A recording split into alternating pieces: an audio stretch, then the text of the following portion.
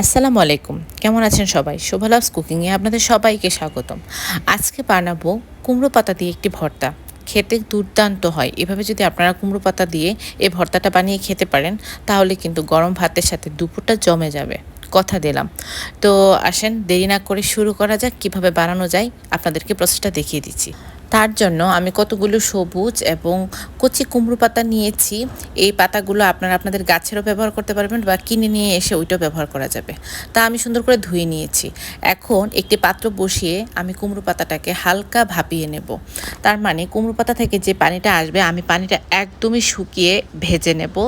দিয়ে দিব তেল, প্রায় 1 থেকে 2 চামচের মতো, বেশি তেল দেওয়া যাবে না।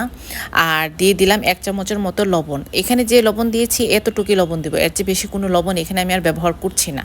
তো আমি নেড়ে চেড়ে পাতাটাকে একদমই সুন্দর করে ভেজে নেব এবং এই পাতা থেকে যে পানিটা উঠে আসবে ওই পানিটাকেও একদম শুকিয়ে নিব। তো আমি ঢাকনি দিয়ে ঢেকে দিচ্ছি যেন পাতাটা সেদ্ধ হয়ে যায়। এই তো পাতা থেকে একদমই পানি ছেড়ে দিয়েছে। এই পানিটা কিন্তু রাখা যাবে না, এই পানিটা একদম শুকিয়ে ফেলতে হবে, তা না হলে কিন্তু ভর্তাটা খেতে একদমই ভালো লাগবে না। তো আমি চেপে চেপে দিচ্ছি, পাতা থেকে পানিটা বের করে দিচ্ছি এবং খেয়াল রাখতে হবে এই পাতাটাতে যেন 1 ফোঁটা পানি না থাকে, তাহলে কিন্তু ভর্তাটা খেতে ভালো লাগবে না। এই তো পানি প্রায় শুকিয়ে এসেছে, তো আমি এখন হালকা বেটে নেব। একদম খুব বাটাবাটির দরকার নেই, হালকা একটু বেটে নিলেই হবে। তো এই তো বেটে নিচ্ছি, 1 থেকে 2 বার বাটা দিলেই হয়ে যাবে। এই তো বাটাবাটি প্রায় শেষ, এখন উঠিয়ে নেব। এই তো দেখতেই পাচ্ছেন পাতাটা কিভাবে বেটে নিলাম। এই মুহূর্তে পাত্রে আরেকটু তেল দিয়ে দিব, এখানে তেলের পরিমাণটা কম দিব।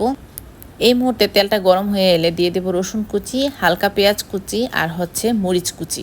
এখানে কাঁচা মরিচ ব্যবহার করেছি, আপনারা চাইলে শুকনো মরিচটা ব্যবহার করতে পারেন। আর হ্যাঁ, আমার চ্যানেলে যদি আপনারা নতুন হয়ে থাকেন, অবশ্যই আমার চ্যানেলটিকে লাইক, কমেন্টস এবং সাবস্ক্রাইব করে আমার এই চ্যানেলের পাশে থাকবেন।